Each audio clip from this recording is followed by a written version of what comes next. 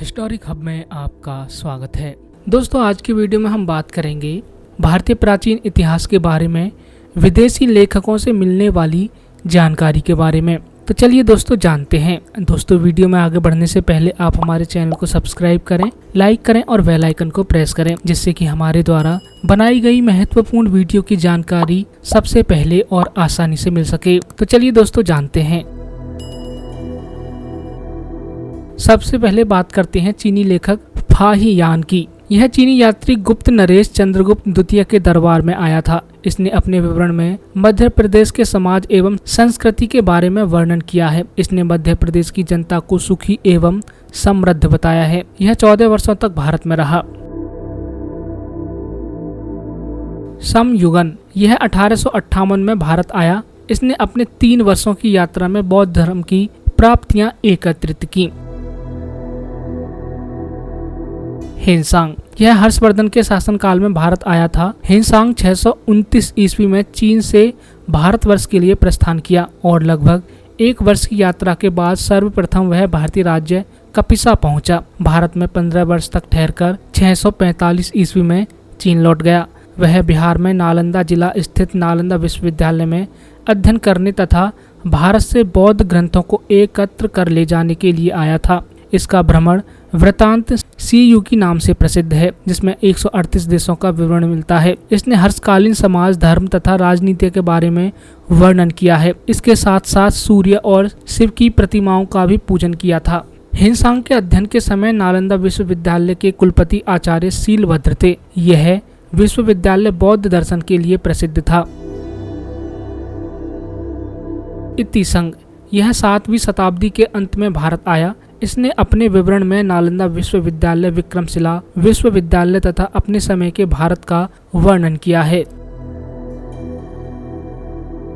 चलिए दोस्तों, अब बात करते हैं अरबी लेखकों की।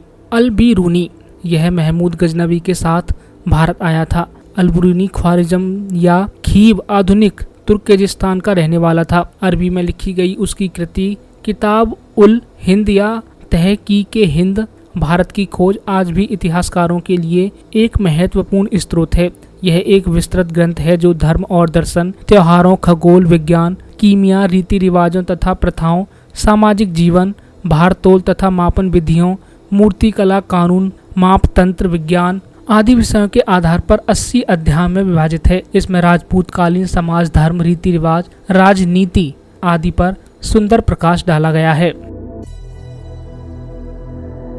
इब्न बतूता, इसके द्वारा अरबी भाषा में लिखा गया उसका यात्रा वृत्तांत, जिसे रेहला कहा जाता है, 14वीं शताब्दी में भारतीय उपमहाद्वीप के सामाजिक तथा सांस्कृतिक जीवन के विषय में बहुत ही प्रचुर तथा सबसे रोचक जानकारियां देता है।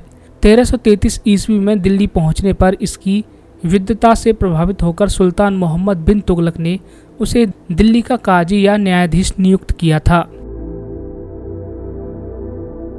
चलिए दोस्तों, अब बात करते हैं और अन्य लेखकों के बारे में। तारानाथ, यह एक तिब्बती लेखक था। इसने कंगयूर तथा तंगयूर नामक ग्रंथ की रचना की। इनसे भारतीय इतिहास के बारे में जानकारी मिलती है। मार्को पोलो, यह 13वीं शताब्दी के अंत में पांड्य देश की यात्रा पर आया था। इसका विवरण पांड्य इतिहास के अध्ययन के लिए उपयोगी है।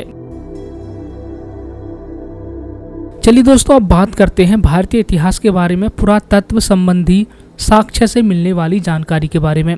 भारतीय पुरातत्व शास्त्र का पितामह, father of Indian archaeology, sir Alexander Cunningham को कहा जाता है।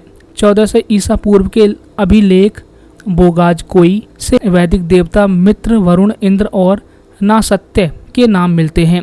मध्य भारत में भागवत धर्म विकसित होने का परिणाम यवन राजदूत होलियोडोरस के वेशनगर गरुड़ स्तंभ लेख से प्राप्त होता है। सर्वप्रथम भारतवर्ष का जिक्र हाथी गुम्फा अभिलेख में है। सर्वप्रथम दुर्भिक्ष का जानकारी देने वाला अभिलेख सोहगोरा अभिलेख है। इस अभिलेख में संकट काल में उपयोग हेतु खाद्यान्न सुरक्षित रखने का भी उल्लेख है। सर्वप्रथम भारत पर होने वाले हूण आक्रमण की जानकारी भीतरी स्तंभ लेख से प्राप्त होती है।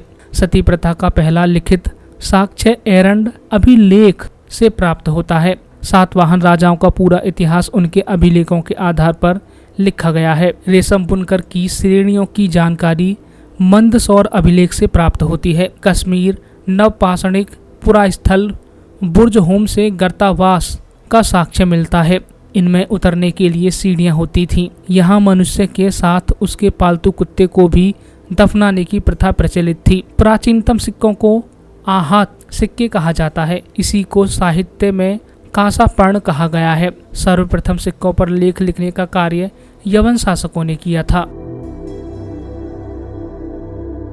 समुद्रगुप्त की वीणा बजाती हुई मुद्रा वाले सिक्के से उसके संगीत प्रेमी होने का प्रमाण मिलता है। अरिकमेडु पुडुचेरी से रोमन सिक्के प्राप्त हुए हैं। सबसे पहले भारत के संबंध वर्मा, मलाया, स्वर्णद्वीप, कंबोडिया, कंबोज और जावा यवद्वीप से स्थापित हुए।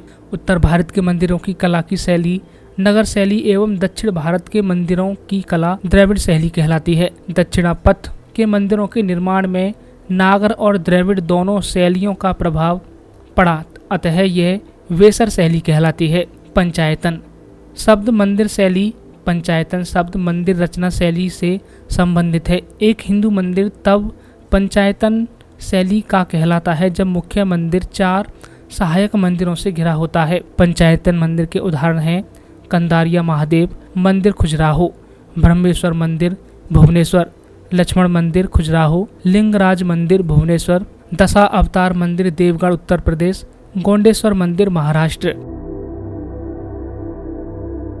तो दोस्तों आज के इस वीडियो में बस इतना ही। ऐसी ही और ऐतिहासिक वीडियो देखने के लिए लाइक, सब्सक्राइब और शेयर करना ना भूलें। Historic hub.